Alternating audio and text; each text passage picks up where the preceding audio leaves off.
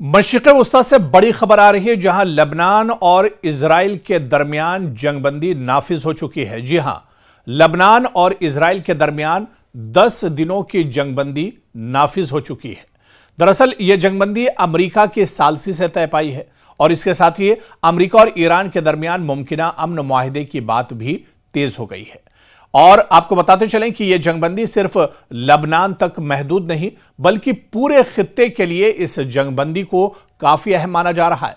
आपको याद होगा कि 40 दिनों तक ईरान, इजराइल और अमेरिका के दरमियान जो जंग चली थी, इसी जंग के दरमियान दरअसल इजराइल ने लबनान पर हमले तेज कर दिए थे। इजराइल लगातार लबनान के अंदर मौजूद हिजबुल्लाह मुजाहिदीन के जो ग्रुप थे उन पर हमले कर रहा था, उन्हें निशाना बना रहा था। और इस बीच लबनान के अंदर इस जंग में तकरीबन हजारों लोग मारे गए, बड़े पैमाने पर जानी और माली नुकसान लबनान के अंदर हुआ। लेकिन अब इजराइल और लबनान के बीच में अमेरिका की सालसी के बाद एक तरह से जंगबंदी हुई है और यह जंगबंदी नाफिज भी हो चुकी है, इस मुआहिदे के साथ कि 10 दिनों तक कोई मुल्क एक दूसरे पर हमले नहीं करेंगे। यानी इजराइल हमास को निशाना, इजराइल हिजबुल्लाह को निशाना नहीं बनाएगा और हिजबुल्लाह के जो मुजाहिदीन हैं वो इजराइल पर हमले नहीं करेंगे। यानी 10 दिनों तक मुकम्मल एक तरह से जंगबंदी हुई है और यह जंगबंदी नाफिज हो गई है। दरअसल यह जंगबंदी सिर्फ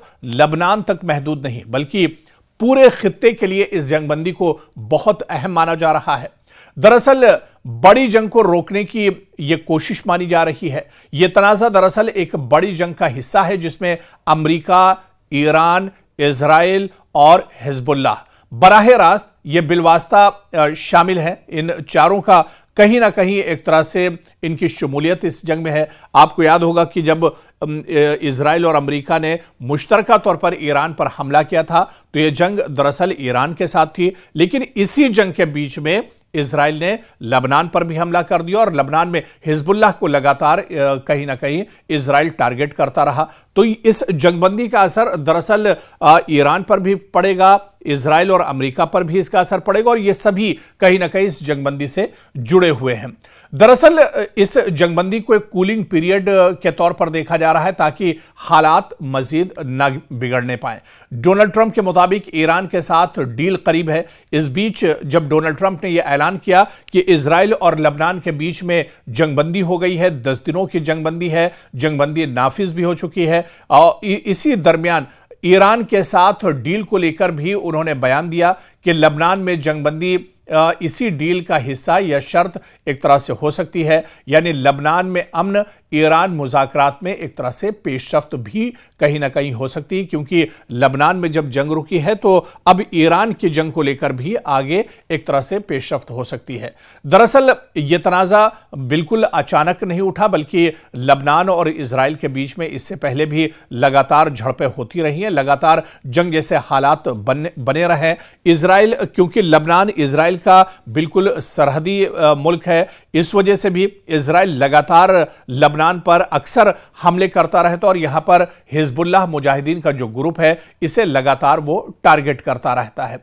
लेकिन अब इस जंगबंदी के बाद एक बड़ी राहत लबनान को मिलेगी। हालांकि इजराइल भी इस जंगबंदी के बाद राहत महसूस करेगा, क्योंकि इजराइल के अंदर भी लबनान लगातार रॉकेट हमले कर रहा था, मिसाइल और ड्रोन के जरिए से हमले कर रहा था और इजराइल में भी हिजबुल्लाह ने काफी तबाही मचाई थी। हालांकि इस जंगबंदी के ऐलान के बाद लबनान में बैरूत की सड़कों पर लोग घरों से बाहर निकले और जश्न मनाते हुए ये लोग निकले। हालांकि बैरूत में काफी ज्यादा नुकसान हुआ है इस जंग के चलते। इजराइल ने काफी जोरदार यहां पर हमले किए थे, बहुत बड़े पैमाने पर जानी और माली नुकसान हुआ है। लेकिन जब जंगबंदी का ऐलान हुआ तो लोगों के चेहरे खिल उठे और लोग जश्न में डूब गए। दरअसल यह तनाज़ा बिल्कुल अचानक नहीं उठा, बल्कि लबनान और इजराइल के बीच में इससे पहले भी लगातार झड़पें होती रही हैं, लगातार जंग जैसे हालात बने रहे।